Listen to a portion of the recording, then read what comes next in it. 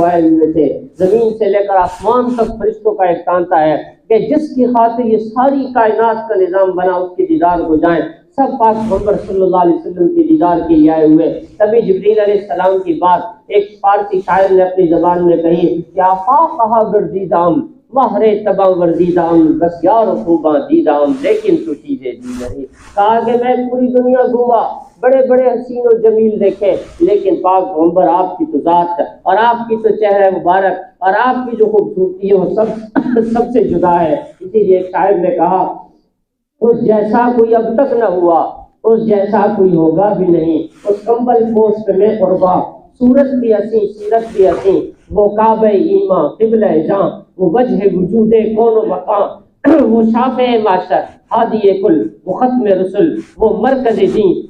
اور صاف کرے کیا اس کے بیاں، یہ میرا قلم یہ میری زباں، فرمایا ہے سچ صدیقہ نے، خلق اس کا ہے قرآن مبین۔ بنتی ہی تب ہے کسی شخصیت کی تکمیل ہی تب ہوتی ہے جب گھر والے تعریف کریں، ورنہ تو بڑے بڑے بزرگ اللہ والے ان کو گھر میں کوئی بزرگ نہیں مانتا، کوئی اللہ والا باہر ہوں گے بڑے وڈیرے، باہر ہوں گے بڑے سردار، لیکن گھر میں کوئی سرداری نہیں، گھر میں وہی کچا اٹھانا ہے، باہر جا کے ڈال کے آنا ہے۔ لیکن پاک پیغمبر کی تعریف ہم عائشہ کر رہی ہیں، کہتی ہے کہ میرے پاک پیغمبر صلی اللہ علیہ وسلم کی ذات مبارکہ کا اخلاق پورا کا پورا قرآن ہے،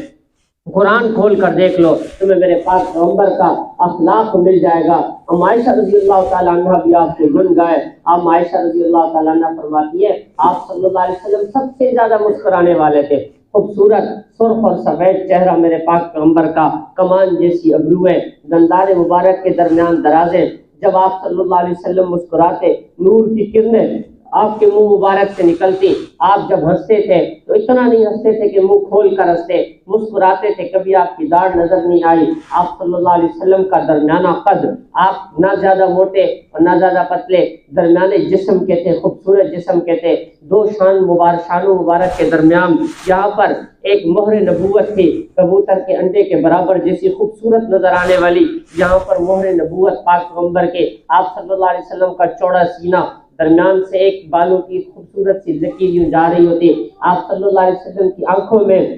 نوجوان کنواری لڑکی سے بھی زیادہ حیا پاک پیغمبر کی آنکھوں میں اللہ تعالیٰ نے رکھی ہوئی تھی۔ آپ صلی اللہ علیہ وسلم جب بولتے تو نہ کبھی چیخ کر بولتے اور نہ اتنا آہستہ بولتے کہ کسی کو سنائی نہ دے، درمیانی آواز میں آپ صلی اللہ علیہ وسلم بولا کرتے، اور جب آپ بولتے تو اگلا کہتے تھے آپ بولتے چلے جائیں ہم سنتے چلے جائیں۔ جب پاک پیغمبر کے چہرے انور پہ نگاہ پڑتی تھی تو جتنا دیکھتے آپ کا حسن بڑھتا چلا جاتا تھا، آپ کا حسن بڑھتا چلا جاتا تھا۔ ایسی صفات اللہ نے میرے پاک پیغمبر میں رکھی تھی جو اللہ نے تمام انبیاء میں رکھی، یکجا کر کے پاک پیغمبر صلی اللہ علیہ وسلم میں جو تمام انبیاء میں الگ الگ صفات رکھی اللہ نے وہ جمع کر کے پاک پیغمبر کی ذات مبارکہ میں رکھی۔ ہم اس نبی کے امتی ہیں، اس پاک پیغمبر